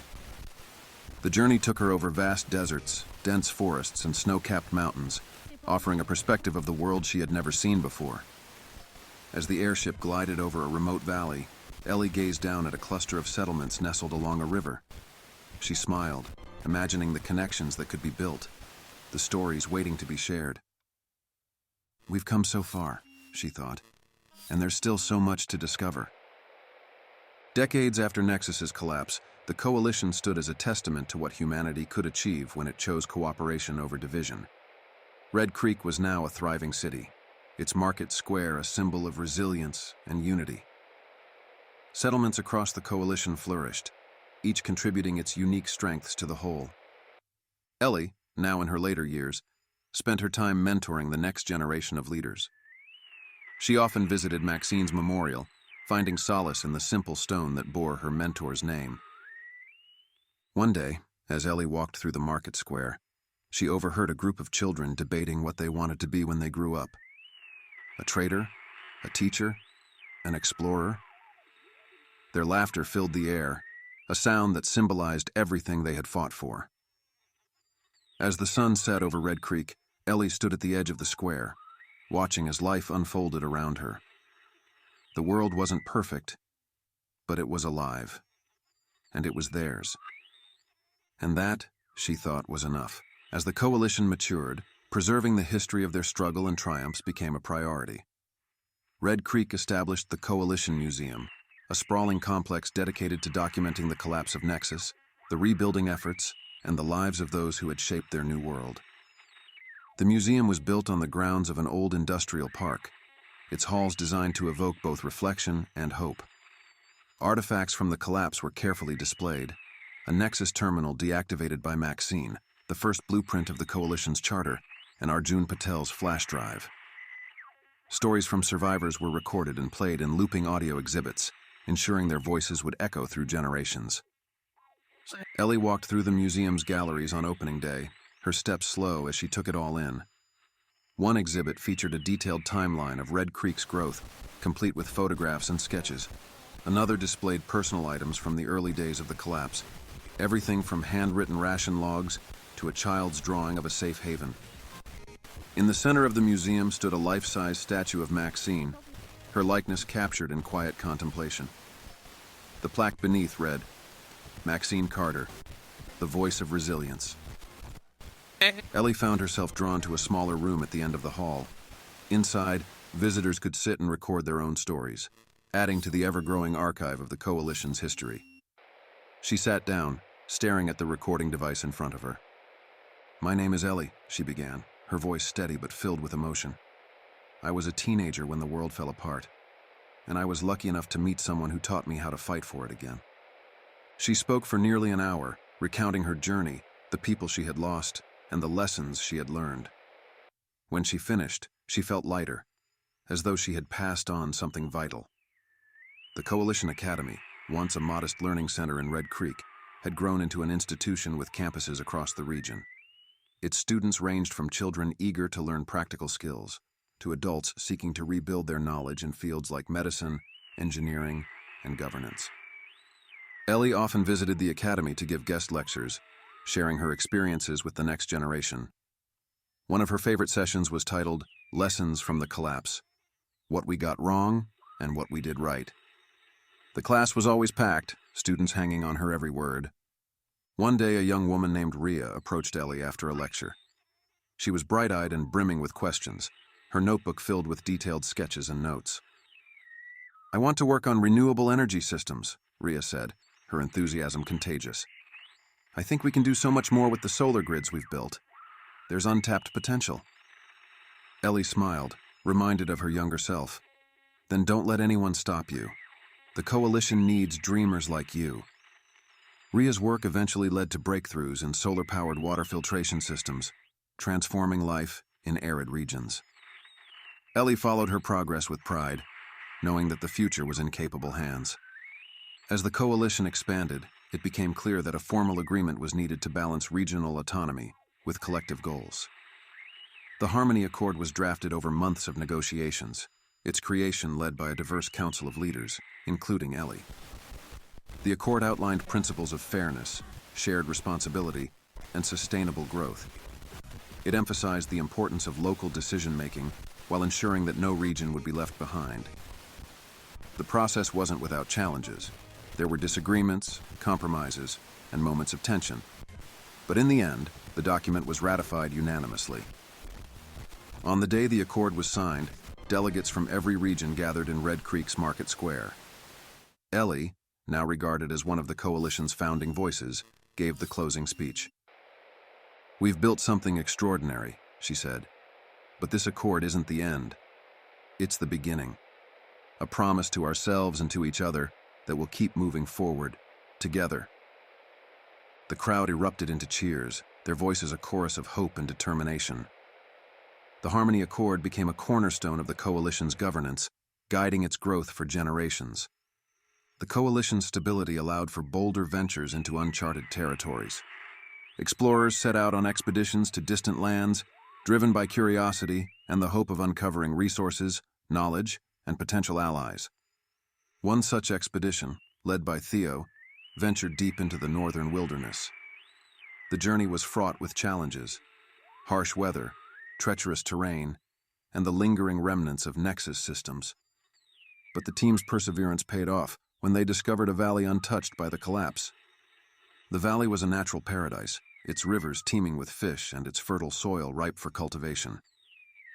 Theo named it Aurora's Reach, and it quickly became a focal point for the Coalition's expansion efforts. Settlers flocked to the valley, building a thriving community that balanced human needs with the preservation of its natural beauty. Ellie visited Aurora's Reach years later, marveling at its vibrant farms, clear waters, and bustling town square. Theo, now a respected leader, greeted her warmly. "You were right," he said, gesturing to the valley below. "We kept going, and look what we found. Ellie smiled. "The world's full of places like this, waiting for us to rediscover them." As Ellie entered her final years, the Coalition organized a tribute in her honor. In the heart of Red Creek, they built a structure called the Eternal Flame, a simple yet powerful symbol of perseverance. The flame, fueled by renewable energy, burned continuously, a reminder that even in the darkest times, hope could endure. Ellie attended the unveiling ceremony, standing before a crowd of thousands. Her voice, though weaker with age, carried the same strength and conviction it always had. "This flame isn't about me," she said. "It's about all of us. Every person who fought, sacrificed, and believed in something better. As long as this flame burns, so will our spirit." The crowd fell silent as Ellie lit the flame, its glow illuminating the square.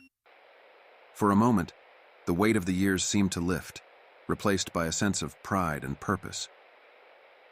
Ellie passed peacefully in her sleep a few months later, her legacy forever etched into the Coalition's history. The eternal flame continued to burn, its light a beacon for generations to come.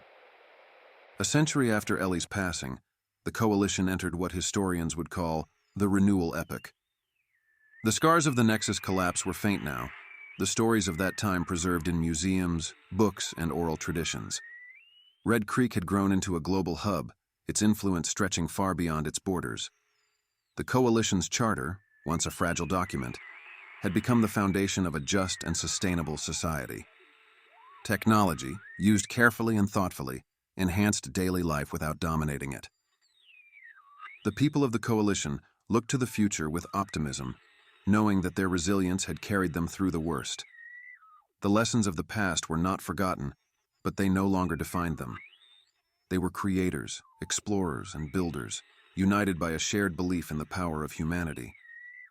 And as the sun set over Red Creek, casting its golden light on the eternal flame, the world stood as a testament to what could be achieved when hope and determination prevailed. As the renewal epoch unfolded, art and culture became the heart of the Coalition.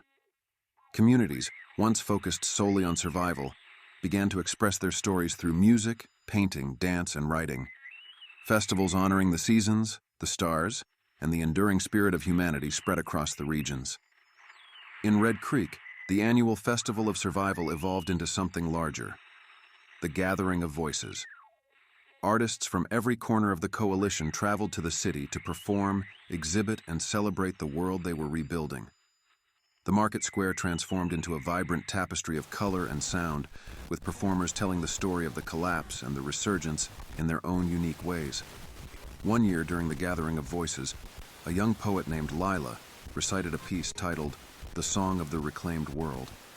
Her words captured the journey of humanity, from the ashes of Nexus to the flourishing society they now called home.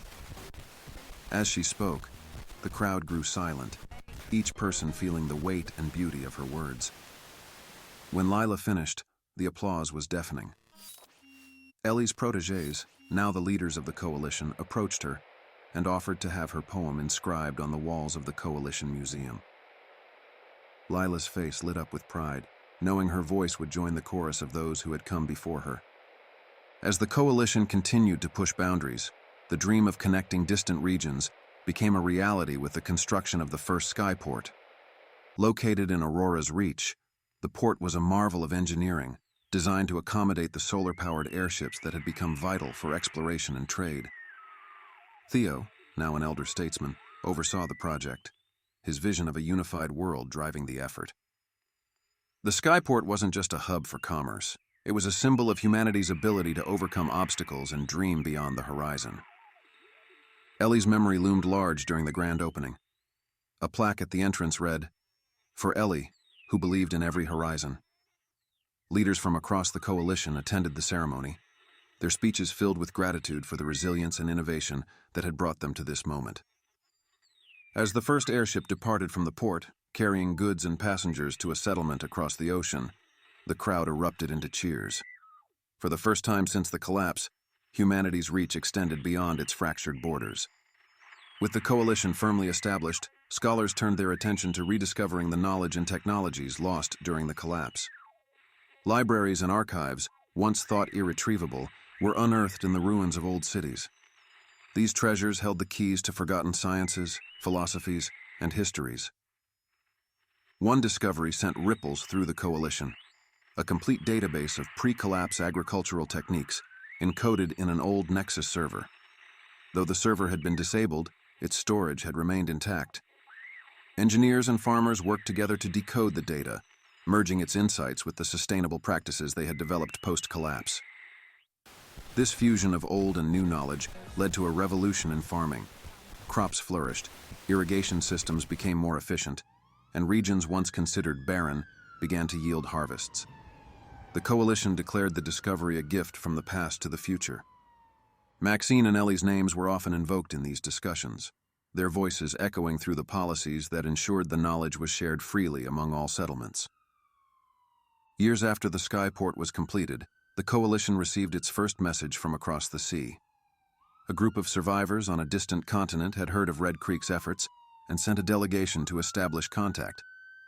Their arrival marked the beginning of a new chapter for the coalition, a shift from regional rebuilding to global connection. The delegation, calling themselves the Haven Builders, brought with them stories of their own struggles and triumphs. They described how they had survived the collapse by retreating into fortified coastal enclaves, relying on fishing and trade to sustain their population.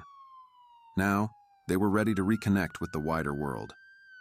Ellie's successors, along with Theo and the Coalition Council, welcomed the Haven Builders with open arms. Together, they began drafting agreements to share resources, knowledge, and strategies. The Coalition's principles of transparency and fairness served as a foundation for these negotiations, ensuring that the mistakes of the past would not be repeated. Decades later, the Coalition had grown into a global network, its influence spanning continents and oceans. Red Creek remained its heart, but the vision of unity had spread far beyond its borders. Settlements across the world operated with the same principles of fairness, sustainability, and collaboration that had guided the coalition since its inception. Technology, once feared, had been reclaimed and reimagined. Solar-powered airships carried goods and passengers between continents. Automated systems, stripped of Nexus's control, served as tools to enhance rather than dominate human life. The Harmony Accord evolved into the Global Accord, uniting humanity under a shared commitment to learning from the past. Education became the cornerstone of this new world. Schools and academies taught the history of the collapse alongside practical skills, ensuring that every generation understood the importance of vigilance, cooperation, and empathy. With humanity's feet firmly planted on Earth, its gaze once again turned to the stars. The observatory that Ellie had visited during her lifetime had grown into the Coalition Space Initiative, a program dedicated to exploring the cosmos. Engineers and scientists worked tirelessly to develop sustainable spacecraft, building on the solar technologies that had revolutionized life on Earth. Their efforts culminated in the launch of the first Coalition-built space station, aptly named the Horizon 2, in honor of Ellie's belief in endless possibilities. On the day of the launch, millions of people gathered in plazas, squares, and fields to watch the event. The sight of the spacecraft ascending into the sky was met with cheers, tears, and a profound sense of accomplishment. As the station settled into orbit, its crew sent back a simple message: "We carry the hopes of humanity with us, to every horizon and beyond." Generations passed, and the eternal flame in Red Creek continued to burn. The Coalition flourished, its principles guiding humanity through challenges and triumphs. The names of Maxine, Arjun, Ellie, and Theo became legends, their stories taught in schools and recited at festivals. The world was far from perfect, but it was resilient, adaptable, and deeply connected. The collapse of Nexus, once a symbol of humanity's fragility, had become the foundation of its strength. And as the flame burned on, its light reached every corner of the Coalition, reminding the world of what could be achieved when hope, unity, and determination prevailed. The eternal flame in Red Creek became more than a symbol, it became a calling. Over time, a group of dedicated individuals known as the Flame Keepers emerged to ensure the monument remained a beacon of hope. These caretakers were more than just its guardians. They served as historians, educators, and mediators, preserving the Coalition's legacy and guiding its future. Ellie's protégés, including Theo, formalized the Flamekeepers into an organization that worked closely with the Coalition Assembly. They traveled across the network, sharing the lessons of the past and documenting the present. The Flamekeepers reminded communities of their shared values and intervened when disputes arose, often using Maxine's and Ellie's stories as a moral compass. One of the youngest Flamekeepers, a boy named Finn, embodied the spirit of their mission. Orphaned during the collapse, he had grown up hearing tales of resilience and unity. When asked why he joined the Flamekeepers, he simply said, "Because the flame isn't just fire, it's a promise." To complement the eternal flame, the Coalition Assembly commissioned the construction of the Renewal Library, a sprawling archive that would house the collective knowledge of humanity. Located in Red Creek, the library was designed to be a place of learning, reflection, and connection, its architecture blending old-world styles with modern functionality. Every settlement contributed to the library, sending books, artifacts, and oral histories. Engineers brought technical manuals, farmers shared guides on sustainable agriculture, and artists donated pieces that captured the spirit of the renewal epoch. The Renewal Library became a hub for innovation. Scholars from across the Coalition gathered to study its collections, drawing from both pre-collapse knowledge and post-collapse ingenuity. The library also hosted conferences, fostering collaboration on global projects like advanced medicine, renewable energy, and intercontinental travel. One wing of the library was dedicated to personal stories, with shelves filled with journals, letters, and recordings from survivors. Visitors often lingered here, finding inspiration in the voices of those who had endured the collapse. Above the library's entrance, a simple inscription read, "Knowledge is the light that guides us." The Coalition's expansion across continents brought humanity closer than ever before. Old barriers, once insurmountable, were bridged through diplomacy and technology. Solar-powered ships traversed oceans, while airships soared across vast landscapes, connecting even the most remote regions. One historic milestone was the establishment of the Global Harmony Summit, where representatives from every corner of the world gathered to share ideas, resolve disputes, and celebrate their progress. The first summit was held in Aurora's Reach, its lush valley symbolizing the Coalition's balance between human ingenuity and natural preservation. During the summit, a delegation from the Haven Builders proposed a bold initiative, a global trade network that would prioritize equitable resource distribution and sustainability. The proposal sparked lively debate, but by the end of the summit, the Coalition approved the plan unanimously. The global trade network transformed how resources were shared, ensuring that no region was left behind. It also fostered cultural exchange, as communities traded not just goods, but traditions, stories, and ideas. Humanity, once fractured, had become a tapestry of interconnected lives. As humanity grew more interconnected, the Coalition sought a unifying symbol of their shared identity. This led to the creation of the Universal Renewal Calendar, a system that reflected the journey from collapse to recovery. The calendar began with Year Zero, the year of Nexus's collapse, marking a turning point in human history. The calendar's months were named after values that had guided the Coalition's growth: resilience, unity, hope, and others. Each month featured a day of remembrance, celebrating milestones such as the signing of the Harmony Accord and the launch of the Horizon 2. Communities embraced the calendar, using it to plan festivals, trade cycles, and educational milestones. The calendar wasn't just a practical tool, it was a reminder of the Coalition's shared story and collective purpose.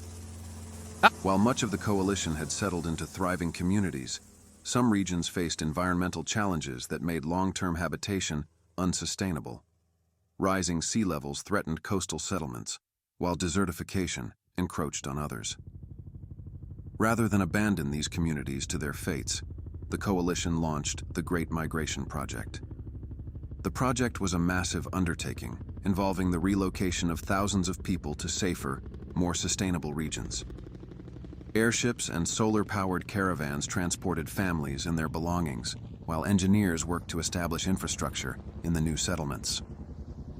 One of the most ambitious migrations involved the people of a coastal region known as Tidehaven. Once a prosperous fishing community, Tidehaven faced relentless flooding that made survival impossible. The coalition worked tirelessly to relocate its residents to a valley near Aurora's Reach, where they were welcomed with open arms.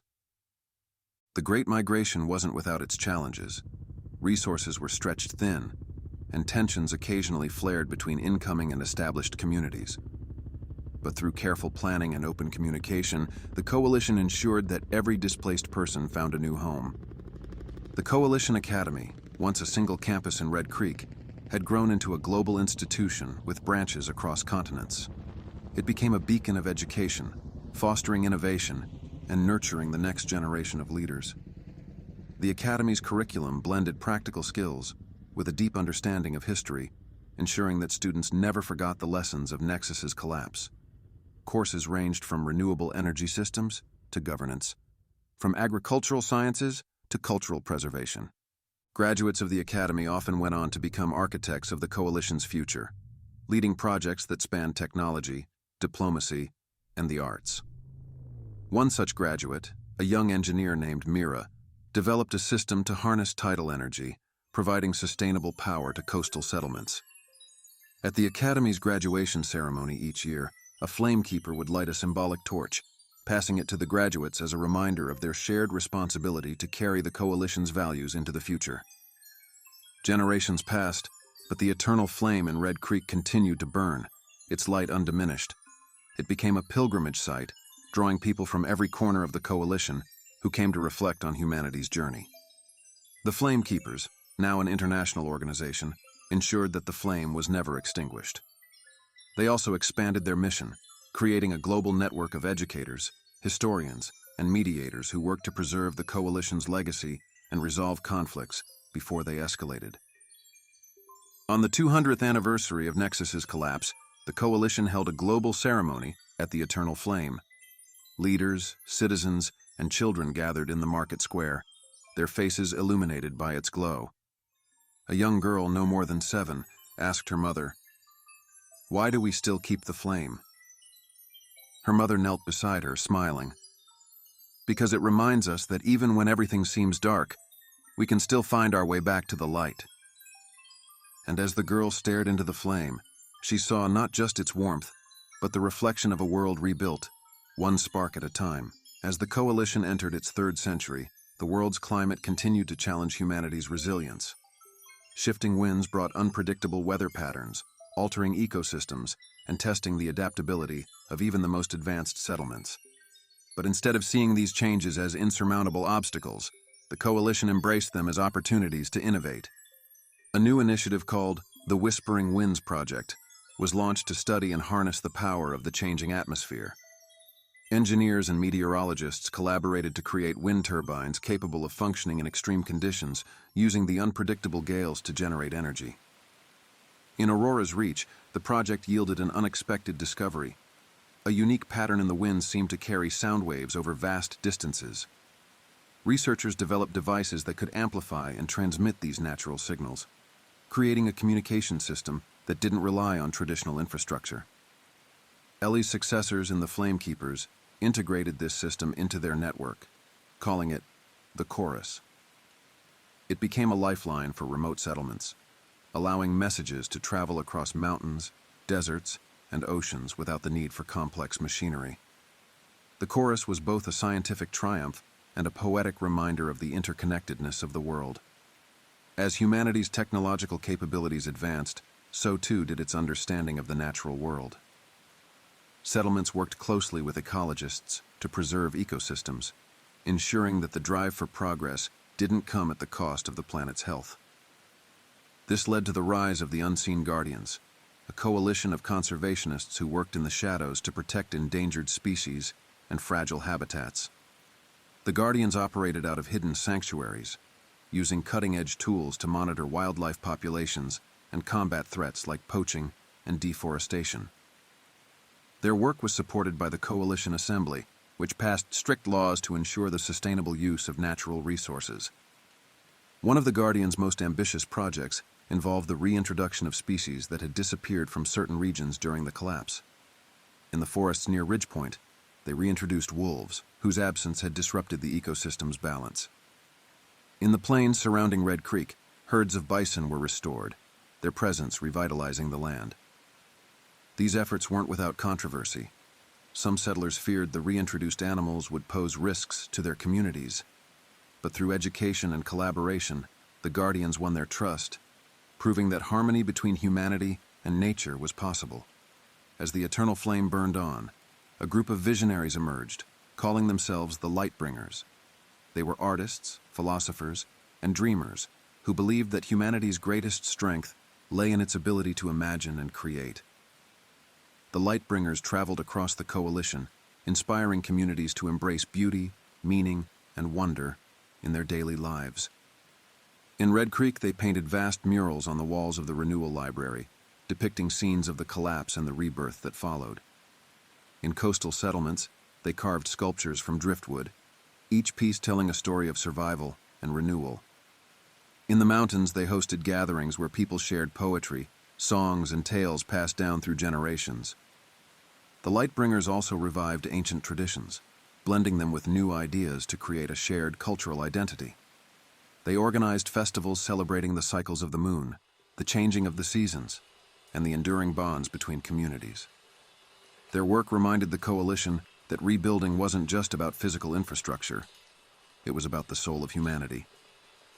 By honoring creativity and expression, the Lightbringers ensured that the spirit of renewal would never fade.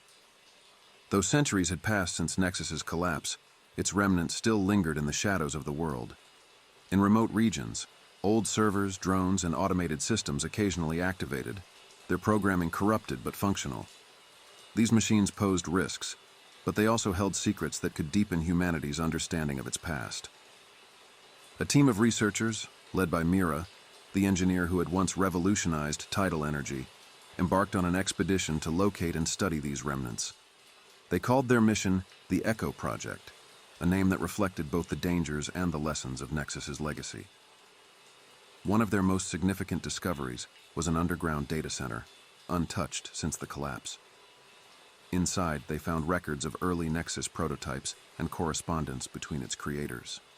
Among the files was a long-lost journal entry from Arjun Patel, in which he expressed his doubts about the system and his hopes for a better future. The Echo Project's findings were preserved in the Renewal Library, their insights shaping the Coalition's approach to technology. Nexus was no longer a source of fear, but a cautionary tale, a reminder of what could happen when humanity placed too much faith in systems it didn't fully understand. As the Coalition Space Initiative matured, humanity's ambition stretched beyond Earth. The launch of the space station Horizon 2 had proven that they could thrive in the cosmos, but it was only the beginning. The Coalition Assembly approved funding for the first interstellar mission, a bold endeavor to send a crewed spacecraft to explore a nearby star system. The spacecraft, named EOS, was a masterpiece of engineering, powered by advanced solar technologies and equipped with systems designed to sustain its crew for decades. Its mission was twofold: to search for habitable worlds and to carry the story of humanity's resilience to the stars. On the day of the launch, billions of people watched as EOS ascended into the sky, its golden hull glinting in the sunlight. The crew, a diverse team of scientists, engineers, and explorers, carried with them artifacts from Earth: seeds, books, art, and recordings of songs and speeches. Before departing, the mission's commander delivered a message to the Coalition. "We carry with us the hopes of a united world. Wherever we go, we will remember the light that brought us here." EOS's journey became a source of inspiration for generations, its progress tracked eagerly by those it left behind. Though it would take years to reach its destination, its launch marked the beginning of humanity's next great chapter. As humanity expanded its horizons, the distinctions between regions, settlements, and continents began to blur. Trade, travel, and communication had created a global network so seamless that borders became irrelevant. The Coalition didn't govern through divisions. It thrived on connection. The Coalition Assembly, once a council of regional leaders, evolved into a global parliament where every voice had a place. Decisions were made collectively, ensuring that no community was left behind. The Assembly's meetings were broadcast worldwide, allowing citizens to witness the debates and participate in discussions. This unity wasn't perfect. Conflicts still arose, and challenges persisted. But the coalition's principles of transparency and collaboration ensured that these issues were addressed with care and fairness. For the people of the coalition, the world wasn't divided into us and them. It was a single shared home, bound by the knowledge that humanity's survival depended on its ability to stand together. In the heart of Red Creek, the eternal flame burned brighter than ever. The market square, once the epicenter of a fledgling community, had become a place of pilgrimage for people from all walks of life. Around the flame, visitors shared stories, songs, and dreams, their voices blending into a tapestry of hope. On the 300th anniversary of Nexus's collapse, a young girl stood before the flame. Her family gathered around her. She stared into its flickering light, her mind filled with the stories she had learned in school. Stories of Maxine, Arjun, Ellie, and Theo. "Do you think they'd be proud of us?" she asked her father. He smiled, placing a hand on her shoulder. "I think they'd see that we kept their promise. We rebuilt the world, and we made it better." As the girl gazed into the flame, she saw not just fire, but a reflection of humanity's journey. From the ashes of collapse to the heights of the stars, the promise of renewal had been fulfilled. And the flame burned on. On the 350th anniversary of Nexus's collapse, the ceremony was especially poignant. A new generation of leaders had emerged, many of whom had never known the hardships of the collapse or the rebuilding that followed. For them, the flame wasn't just a relic of history, it was a promise to continue the work of those who had come before. One of these leaders, a young woman named Kale, stood before the crowd. Her family's roots traced back to Maxine Carter's line, though the connection had become a distant echo over the centuries. Kale carried the weight of that legacy with pride, her words reflecting both gratitude and determination. "This flame is more than fire," she began, her voice steady and clear. "It is the light of every struggle, every sacrifice, and every act of courage that brought us here. It is the spark of connection that unites us across oceans, mountains, and skies. And it is the reminder that no matter how far we've come, there is always more to build, more to learn, and more to give." When Kale finished, the square erupted into cheers, the sound carrying across the city and into the surrounding hills. One by one, representatives stepped forward to light their torches, carrying the spark of the eternal flame back to their communities. As the crowd dispersed into the night, the light of those torches stretched across the land, a constellation of unity shining in the darkness. The flame, like the coalition itself, was alive. It carried with it the voices of the past, the strength of the present, and the hope of the future. And as long as it burned, humanity would never lose its way. Kyle whispered a silent promise to the flame. "We will keep building, we will keep believing, and we will never let the light go out." The flame answered, not with words but with its enduring glow, a quiet but powerful reminder that humanity's greatest strength had always been its ability to rise, rebuild, and reach for the horizon. The story of humanity's collapse and rebirth became more than a history. It became a guiding star. Across the ages, the coalition stood as a testament to resilience, innovation, and the unbreakable bonds of unity. From the ashes of Nexus's failure, a world had been rebuilt, not on the foundations of blind faith in systems, but on trust in one another. Red Creek, the heart of this new world, flourished as a symbol of what could be achieved when people worked together. Its eternal flame burned without faltering, reminding all who visited that even in the darkest of times, hope could light the way. Each spark of that flame carried the legacy of Maxine, Arjun, Ellie, and countless others who had dared to imagine a future worth fighting for. The coalition's journey did not end with its unity or the launch of its first interstellar mission. It continued in the hands of those who carried its principles forward, weaving new chapters into its ever-growing story. It lived in the vibrant markets, the libraries of shared knowledge, the boundless creativity of artists, and the scientific strides of explorers. Humanity's gaze turned ever outward, seeking not just to survive but to thrive, to discover, to create, and to protect the fragile beauty of both Earth and the stars beyond. The lessons of the past ensured that this expansion came with wisdom, humility, and a deep respect for the balance that sustained life. As the coalition stepped into its 4th century, the eternal flame burned as brightly as it had on the day it was lit. Children gathered around it, learning the stories of the world that was and the world that could be.